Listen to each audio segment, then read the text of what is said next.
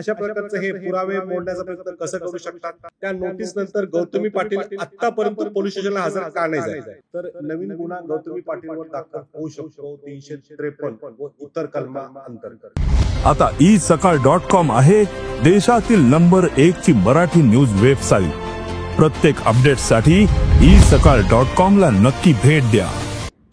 Gautami Patil accident, रिक्षा अपघात हे जे प्रकरण होतं, सध्या जे मीडियाला चालू होतं, आता ते बंद झालेलं आहे।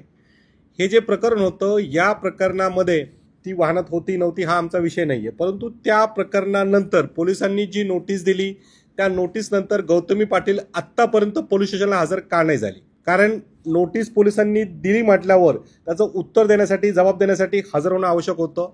दुसरं, ते जे काही कुटुंब आहे त्यांच्या घरी मानलेला भाऊ पाठवला, आर्थिक मदत पाठवली, हे झालं 353 म्हणजे शासकीय कामात अडथळा।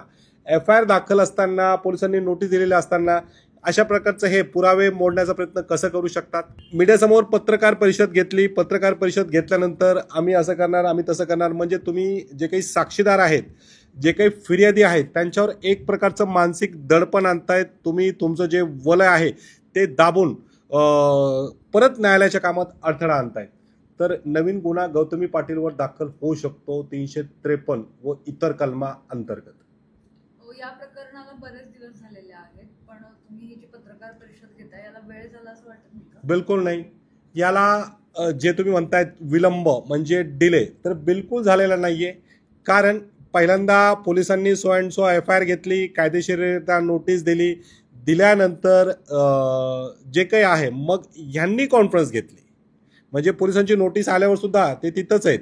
मग यांनी कॉन्फरन्स घेतली, कॉन्फरन्स घेतल्यावर ह्या सगळ्या गोष्टी समोर आल्या आणि आम्हाला वाटलं आज ना उद्या ती तिथं हजर होईल, जबाब देईल, परत त्या रिक्षा चालकाला बिचारायला नाही मिळेल, परंतु हे कुठेही दिसून आले नाही। म्हणून मी करेक्ट टाइमला एंट्री घेतलेली आहे। पण असं जरी असेल तरी जे पोलीस वरिष्ठ अधिकारी आहेत, DCP असतील किंवा इतर अधिकारी, त्यांच्याकडून सांगण्यात आलं होतं की गौतमी पाटीलचा या प्रकरणात काहीच रोल नाहीये, त्यामुळे असं सांगण्यात आलं होतं। त्या प्रकरणाविषयीचा रोल बोलतच नाही आपण।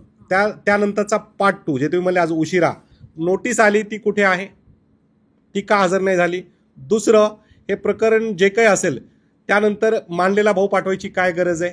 त्या ठिकाणी जे काही तुम्ही म्हणतात मी मदतीला पाठवला, मी आर्थिक मदतीचा प्रयत्न केला, मग तुम्हाला ते प्रकरण मिटवायचं होतं का? असं बाहेरच्या बाहेर हे न्यायालयाच्या कामात अडथळा आहे, हस्तक्षेप आहे, म्हणून एक नवीन प्रकरण तिच्यावर दाखल होऊ शकतं।